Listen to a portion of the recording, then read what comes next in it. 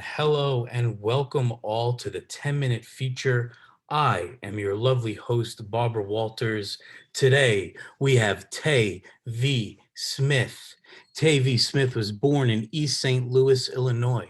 His writing has appeared or is forthcoming in several publications, including Tin House, Blavity, Black Girls in Ohm, Antenna, and the Iowa Review.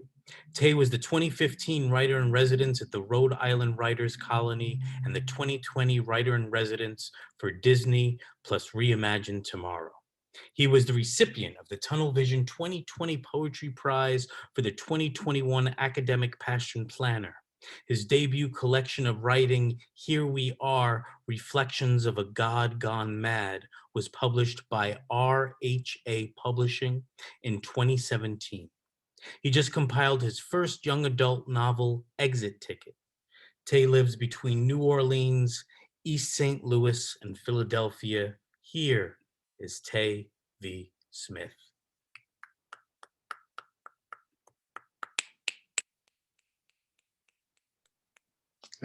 Thank you very much. Hey, everybody. So I'm gonna, all the shenanigans aside, I'm gonna read a little bit from Exit Ticket, a YA novel I wrote for my homeroom class. I was teaching 6th grade social studies, and yeah, the kids asked me to write a book about them. So Exit Ticket in a month. So here we are. All right.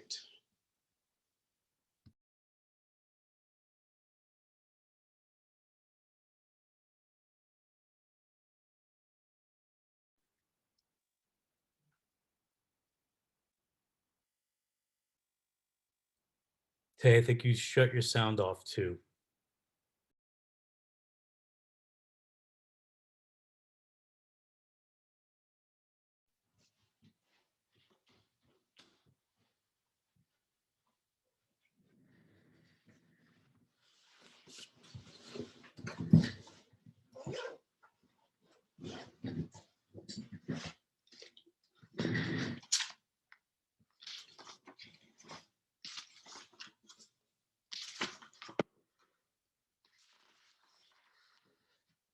They call me Lil J.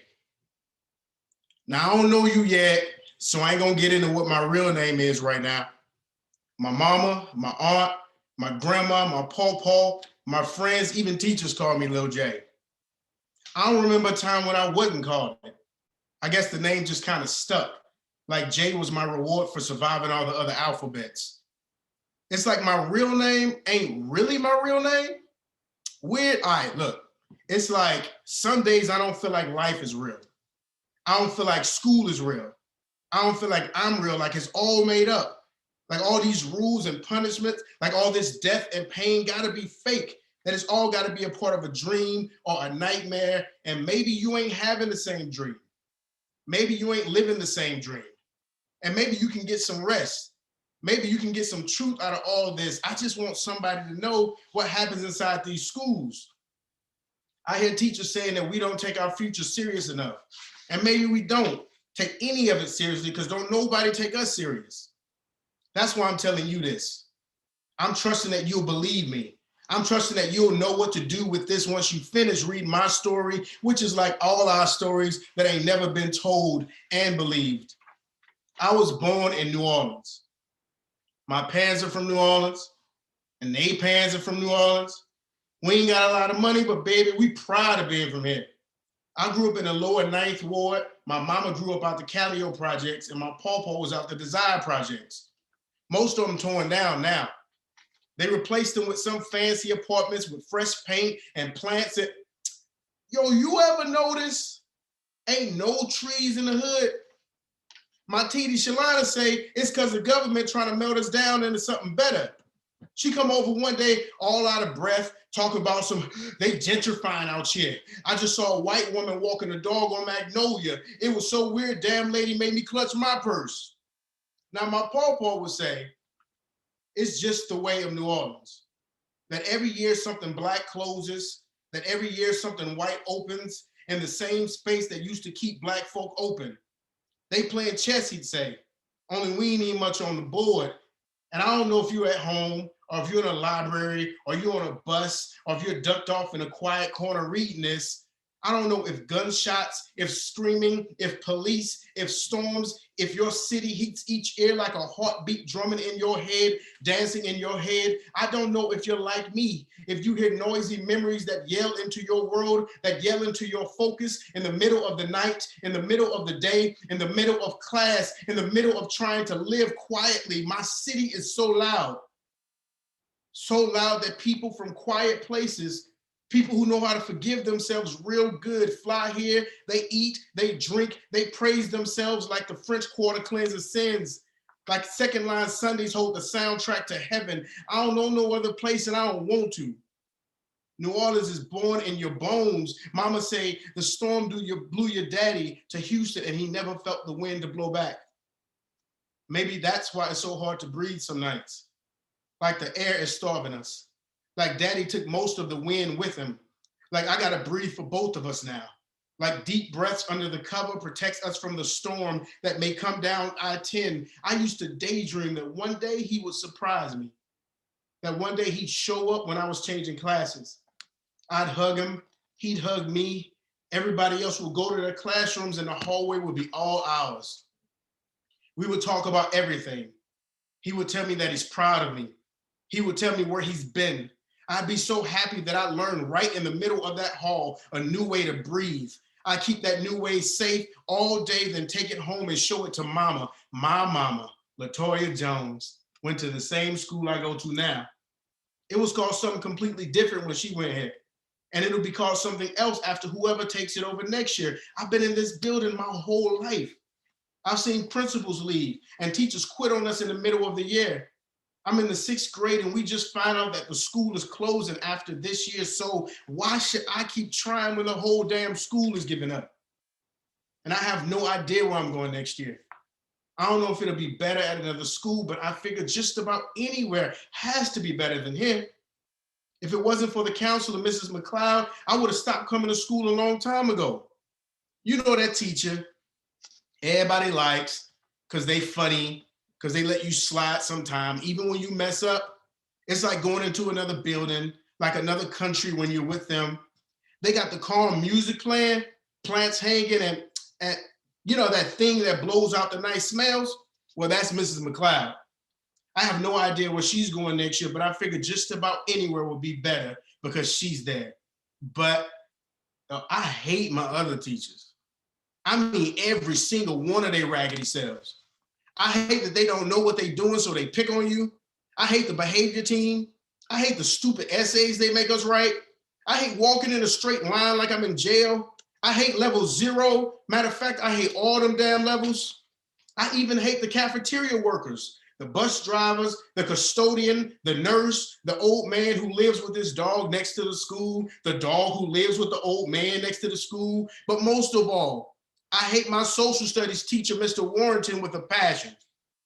You know that teacher that don't let you get away with nothing, like they live to punish kids, like they live to give out homework. Well, that's Mr. Warrington. Men with no facial hair ain't really men, is what mama says. Mr. Warrington got to be about 7 feet tall, long blonde ponytail, round green glasses, pale face like he been hiding from the sun, large body like he been hiding from the gym. I'm glad the school is closing. To be honest, they down bad from not closing this thing a long time ago. I missed some days of school. I missed a lot of days of school, and nobody called my house to even check on me. Nobody asked me why. A few adults hit me with the, would you like to talk about it? Oh, I hate when people ask that. It's a question, but they're hoping you say no. So I say no. I wish somebody would just say, hey, come talk to me. Hey, come talk to me is like a command with care. Like they're not asking you, like they see you need it. No one ever says that. No one ever sees that. So why show up just to be yelled at and told to sit down or else? I mean, who would be happy to show up to a place where hardly anyone cares enough to see you? I bet none of these teachers even know that my pawpaw was sick and in the hospital. That he'd been taking chemo so long that he was more at home there than he was with us. or how sickness can make someone you know look like a stranger, or how sickness can turn tears into a strange love. I bet they don't know that the doctor, with his fake smile, came into the room early one night and met with my mama. They don't know how I saw mama melt into the floor in the dark hospital hallway, or how the lights, the blue lights, stood still, how life stood still just outside the door when she got the news like a paralyzing poison that there was nothing else they could do for him. And I don't know if you know what it's like to get the wind knocked out of you. If you know what it's like for something so strange and horrible to happen that it pauses the world you live in, or what it's like when the person who gives you breath the most stops living, you stop breathing, how you used to. Every breath from that point on is angry and loud and hard, and it hurts so bad that you scream at anybody, at anything trying to make you be silent, because holding it in hurts your whole body, because hurting it in hurts your whole soul. I haven't slept. Mama and I stayed at Ashina Baptist all week and still had to come to school. And I was sent out of class for sleeping. Sleeping? No one even asked me why I'm tired. Even if I told them, they wouldn't care. They wouldn't care that what I got going on deep on the inside of me is too big to fit inside a normal classroom. Imagine being forced to be normal. I mean, first of all, everybody I know, even the weather is a little crazy. Life ain't never showed me nothing normal. Being treated like you're normal in school is like living in a storm and being graded on the amount of sunshine you produce. And what I'm supposed to do with that?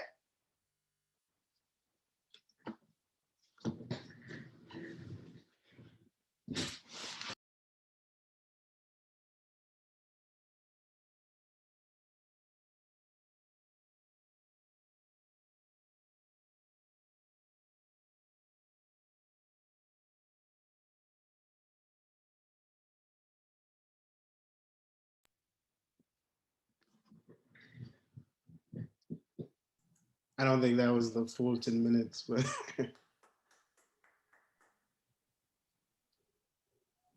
All right, let's hear it for Tay V. Smith. That was fantastic. Thank you. Thank you so much. I want to thank everyone for being here. Just two commercials really quick. This Sunday, we're doing an open mic from 4 to 6 p.m. We have Nick Array and Rick Mullen featuring David Lawton hosts that. And then next Wednesday for our 10-minute feature, we have the great Anthony Morales. Thank you all. Tay, do you want to leave us with some final thoughts, a final word, a final anything? no, just thank you very much. I'm about to go get some tacos.